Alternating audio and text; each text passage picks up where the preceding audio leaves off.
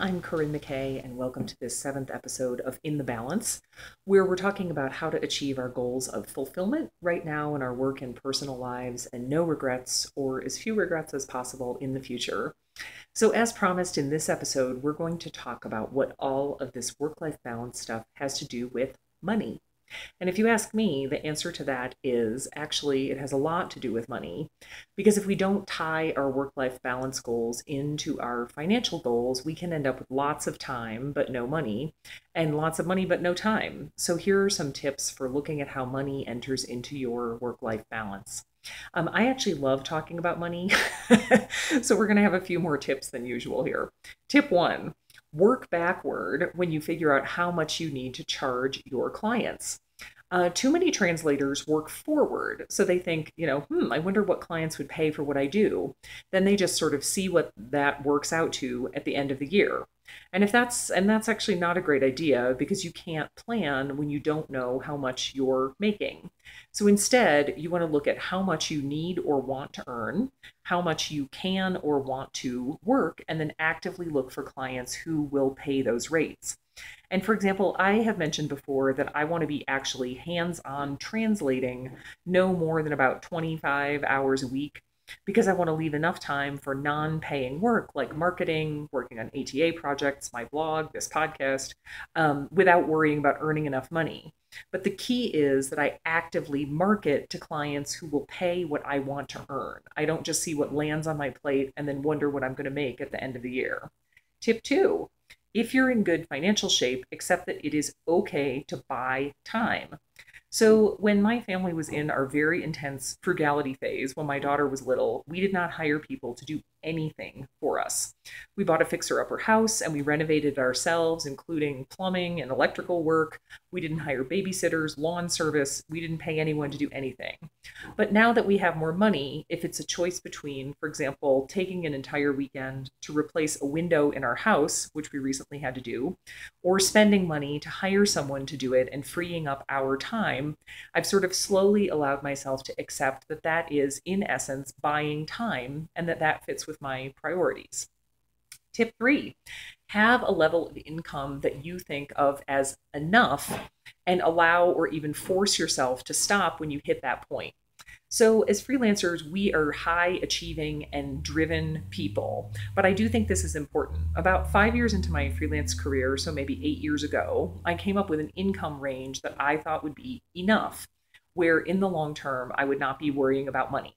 And a couple of years after that, I hit that level and I forced myself to say, this is enough. Of course, I need to gradually make more money because my own expenses increase. And if I can work the same number of hours and make more money, then that's great. But there really is not a need for me to make more money just for the sake of making more money. And I think that is a really hard urge to fight. But for those of you who are at the more experienced end of the spectrum, especially if you have significant interests outside of work, I do think that it's very important to kind of give yourself permission to not earn more money if work life balance is important to you and you feel like you're financially healthy. Tip four, create a paid vacation fund so that you can afford to take time off if you want to.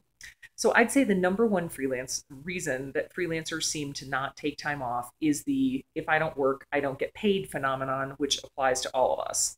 So to solve that, you systematically put money into a paid vacation account.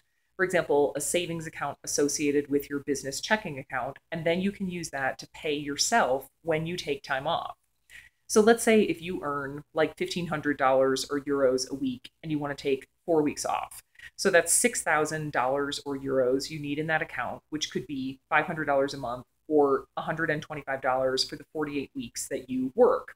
I actually do this a little haphazardly. I don't calculate an amount. I just try to keep a decent cushion in my business account. But I do always have money on hand for a time off fund. Tip five, look at living within your means as a source of freedom rather than a constraint. So, as I've mentioned in several frugality posts on my blog, my family is completely debt free. We paid off our house mortgage. We don't have a car loan or a student loan or credit card debt or any other kind of debt at all. And we did that with, normal people incomes. We didn't inherit a huge chunk of money or have a year where we earned, $2 million or anything like that. We just lived very, very frugally until all of our debts were paid off and we could live on cash only. But in essence, we bought ourselves a quality of life where now we are not kind of enslaved to our jobs and we can do things like take a month off every summer and take a nice vacation together or have a big adventure instead of putting that money towards, for example, paying off credit card debt. So while it was definitely constraining in the sort of close to 10 years that we did that, we almost never ate out. We bought, as I said before, a fixer-upper house and renovated it ourselves, including living without a shower for 3 months and taking showers at friends' houses.